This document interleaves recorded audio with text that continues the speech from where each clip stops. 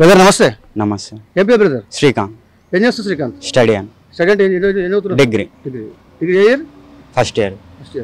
ఏమో శ్రీకాంత్, నల్గొండ పార్లమెంట్, తెలంగాణలో parliament election start అయినాయి. నల్గొండ పార్లమెంట్లో భారతీయ జనతా పార్టీ నుంచి సారాపూడి సైదిరెడ్డి పోటీ చేస్తున్నాడు. జయవీర్ రెడ్డి ఆయన కాంగ్రెస్ నుంచి చేస్తున్నాడు. బీఆర్ఎస్ పార్టీ నుంచి కంచా కృష్ణారెడ్డి పోటీ చేస్తున్నాడు. నల్గొండ పార్లమెంట్లో ఏ పార్టీకి అవకాశం ఉంటుంది శ్రీకాంత్? బీజేపీ అండి. బీజేపీ. ఎందుకు బీజేపీ అవకాశం ఉంటుంది? యువత మొత్తం బీజేపీ సైడ్ ఉంటుంది.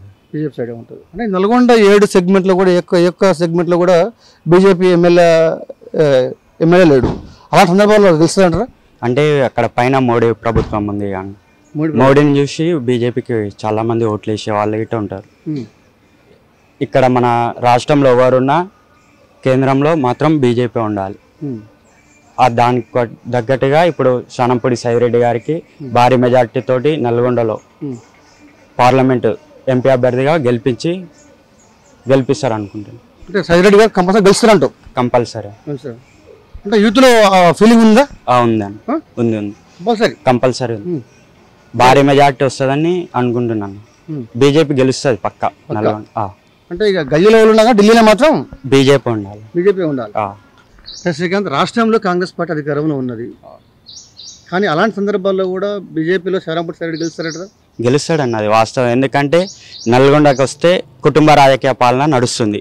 Komareddy brothers, Kancharla brothers, Uttam brothers, Uttam కుటుంబం వాళ్ళే రాజకీయాలు చేసుకుంటే ఇక ఇతరులు ఎటు పోవాలన్న.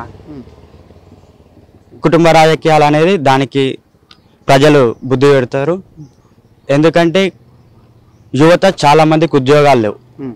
వాళ్ళు రాజకీయాలలో కుటుంబ పాలన వాళ్ళే చేసుకుంటా పోతే కొత్త వాళ్ళకి మనకి అవకాశం ఇస్తే ఉద్యోగాలు వస్తాయి. అట్లా ఆ విధంగా యువత బీజేపీ వైపు చూస్తుంది. కుటుంబ రాజకీయాలను అనేది అంతం చేయాలి.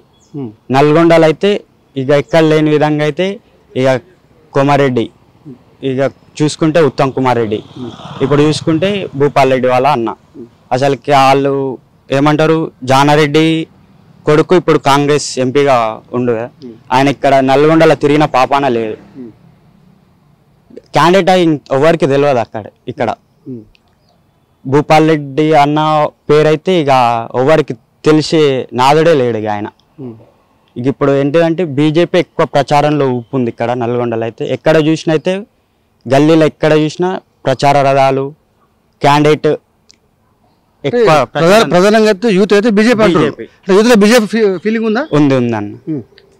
కంపల్సరీ అంటూ కంపల్సరీ బీజేపీ పక్క గెలుస్తుంది. పక్క 100%. ఓకే.